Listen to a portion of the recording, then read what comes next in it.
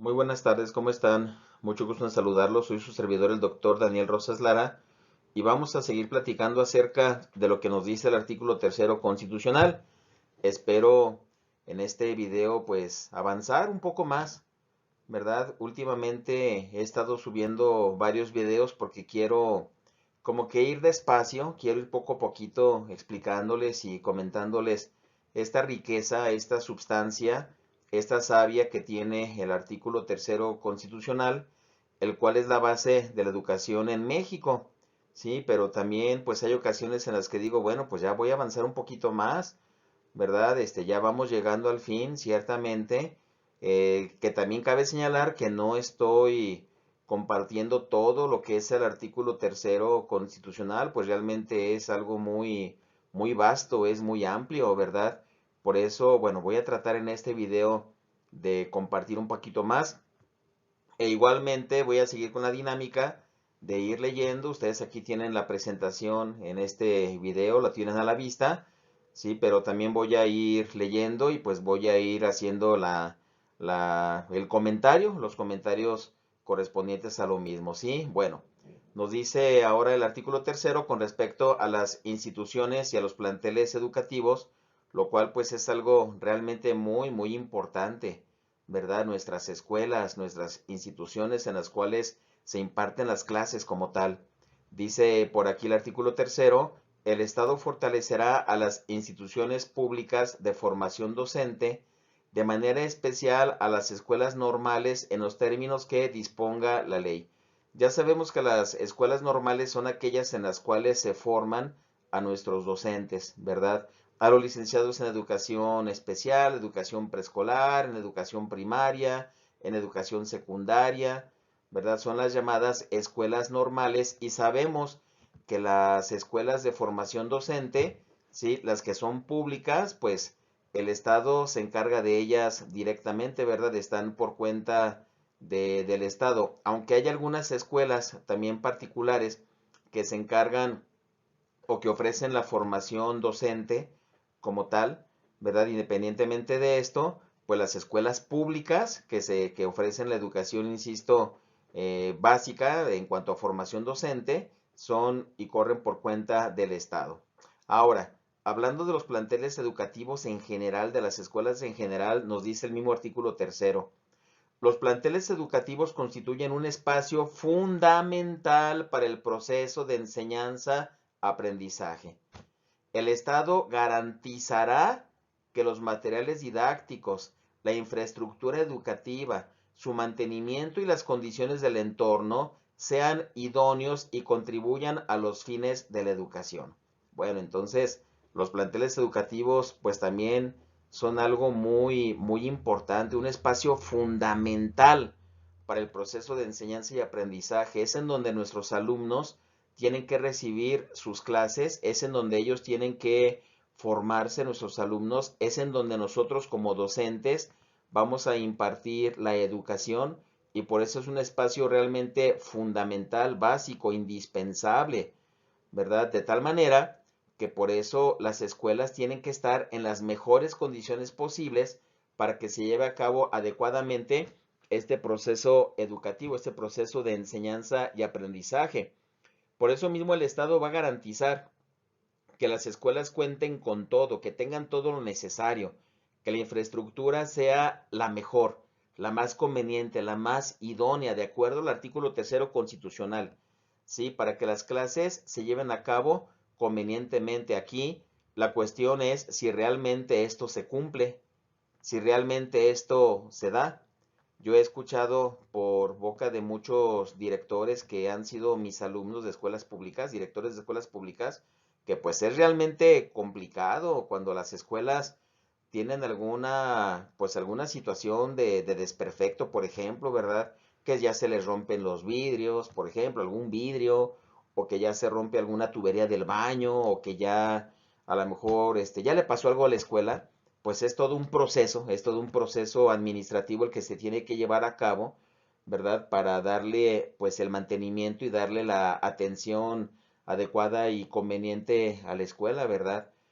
Por eso, pues comentan que siguen siendo necesarias las cuotas voluntarias de los padres de familia. Ya lo habíamos comentado con antelación esto, ¿verdad? Que no deberían de ser, atendiendo el principio de la gratuidad de la educación, pero también comentan estos directores, ¿verdad? Es que si no, pues ¿qué hacemos? Si de dónde sacamos, de dónde sacamos para que la escuela pueda mantenerse en pie. Que ciertamente también existen programas por parte del gobierno, tanto del estado como federal, para darle mantenimiento a las escuelas, ¿verdad? Que independientemente de eso es obligación gubernamental, por mandato del artículo tercero constitucional, ¿verdad? El que haya materiales didácticos, ¿sí? Todo lo necesario para que los maestros puedan dar sus clases, ¿verdad? De las escuelas públicas. En muchas de las ocasiones también se da el caso de que ellos tienen que estar invirtiendo, que tienen que estar comprando, ¿sí? Material lo que necesitan para impartir sus clases y para trabajar, ¿verdad? Así como también generar que en el entorno haya condiciones favorables para que se lleve a cabo adecuadamente el proceso educativo. Entonces, pues ojalá que también todas las comunidades estén al pendiente de sus escuelas, ¿verdad? Ahora, con esta pandemia del COVID-19, este, se dio el caso de que las escuelas, y lo sabemos todos, quedaron muchas de ellas destruidas, desmanteladas, vandalizadas, ¿verdad? Tristemente. Sí, entonces ojalá que también la comunidad o las comunidades en las cuales se encuentran las escuelas también puedan pues realmente ayudar y puedan favorecer para que éstas se mantengan en las mejores condiciones posibles. Sí, bueno, entonces ya lo sabemos, eso es algo que le corresponde realmente al Estado, dado que estos planteles educativos son un espacio fundamental, básico, para el proceso de enseñanza y aprendizaje. Ahora, pasando a algunas de las fracciones del artículo tercero constitucional, nos dice la primera que garantizada por el artículo 24, la libertad de creencias, dicha educación será laica y por tanto se mantendrá por completo ajena a cualquier doctrina religiosa. Ya hemos comentado también igualmente que el laicismo de la educación hace referencia a que se evite la promoción de alguna creencia religiosa atendiendo precisamente a esta libertad de creencias, ¿verdad? Entonces vamos a mantenernos ajenos a esto y vamos a evitar estar promoviendo ahora sí que las creencias religiosas, ¿verdad? Atendiendo al artículo tercero constitucional como tal. Ya el hecho de que en algunas escuelas privadas, particulares, sí se trabaje la formación humana, la formación religiosa, la formación axiológica, pues eso ya es otra situación, ¿verdad? Que se podría comentar en otro apartado. Ahora, la fracción segunda es muy importante también porque nos dice lo siguiente, ¿sí? El criterio que orientará a esa educación se basará en los resultados del progreso científico, ¿verdad? Luchará contra la ignorancia y sus efectos, las servidumbres, los fanatismos y los prejuicios. Entonces, maestros, debemos de considerar esto precisamente, ¿verdad? Que toda la educación en México tiene que estar basada en los resultados del progreso de la ciencia. Por consiguiente, tenemos que evitar todos los fanatismos, todas las supersticiones, ¿verdad? Tenemos que precisamente hacer todo lo posible para que la educación luche contra la ignorancia, ¿sí? Por eso es importante que nosotros realmente les brindemos a nuestros alumnos el máximo de conocimientos posibles. Yo estoy muy convencido de que aquel conocimiento que no se comparte realmente pues no sirve para nada o sirve realmente de muy poco, ¿verdad? Entonces, hagamos todo lo posible para que nuestros alumnos cada día vayan creciendo en cuanto a conocimientos y que por ende también igualmente se vayan acercando a ese progreso científico. Sí, luchar contra las servidumbres. Vemos cómo tristemente en la actualidad se sigue dando todavía mucho la explotación humana, la explotación de las personas y precisamente por cuestiones de ignorancia, ¿verdad? Igualmente evitar los fanatismos, fanatismos políticos, incluso, ¿por qué no? Fanatismos también religiosos, ¿verdad? O fanatismos a lo mejor hasta deportivos, no sé, de diferente índole, ¿verdad? Pero no debe de ser o no debe de estar basada la educación en esto, ni mucho menos tampoco en los prejuicios. Sabemos que un prejuicio es juzgar antes de conocer, juzgar antes de tener realmente pues los fundamentos y el conocimiento cierto de algo. ¿Sí? Esto no ayuda, esto no abona realmente a la educación, ¿verdad? De tal manera que lo único que tiene que realmente fundamentar la educación es el progreso científico. Ya todo lo demás, pues nosotros tenemos que guardárnoslo para nosotros mismos, ¿verdad? El hecho de que nosotros como docentes o que los docentes crean o creamos en tales o cuales cosas, eso ya es algo muy, muy propio, ¿verdad? Que no debemos de darlo ni de fomentarlo para que nuestros alumnos, sobre todo si va en contra, repito, de los avances de la ciencia. Ahora, ese criterio también que va a regir a la educación, además, tiene que ser democrático. Si considerando la democracia no solamente como una estructura jurídica y un régimen político, sino como un sistema de vida fundado en el constante mejoramiento económico, social y cultural del pueblo. ¿Qué significa esto? Ciertamente la democracia, pues sabemos que hace referencia, y lo hemos comentado con antelación también, al poder que radica en el pueblo, ¿sí? Pero la democracia no solamente tiene que quedar como un concepto, ¿verdad? No tiene que quedar como una estructura política o como un régimen de la política como tal. La democracia tiene que ser todo un estilo de vida, de tal manera que la democracia se tiene que manifestar en la participación que nosotros tengamos en todo aquello que requiere nuestro Estado, en todo aquello que requiere nuestra nación. Y es algo que también nosotros debemos de fomentar en nuestros alumnos, una cultura democrática, una cultura de participación, una cultura de apertura, precisamente para todo aquello que se requiera en el Estado mexicano.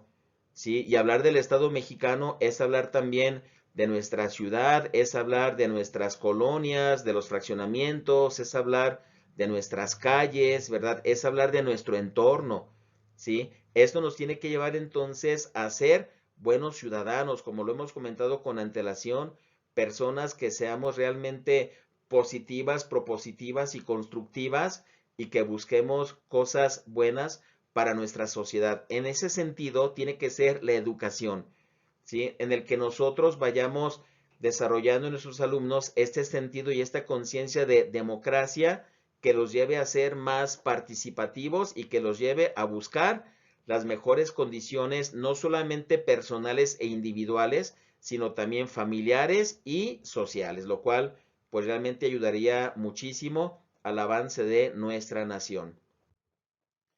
Igualmente se dice que este criterio de la educación va a ser nacional, en cuanto sin hostilidad ni exclusivismos atenderá a la comprensión de nuestros problemas, al aprovechamiento de nuestros recursos, a la defensa de nuestra independencia política, al aseguramiento de nuestra independencia económica y a la continuidad y acrecentamiento de nuestra cultura. En pocas palabras, a fomentar el sentido de soberanía nacional.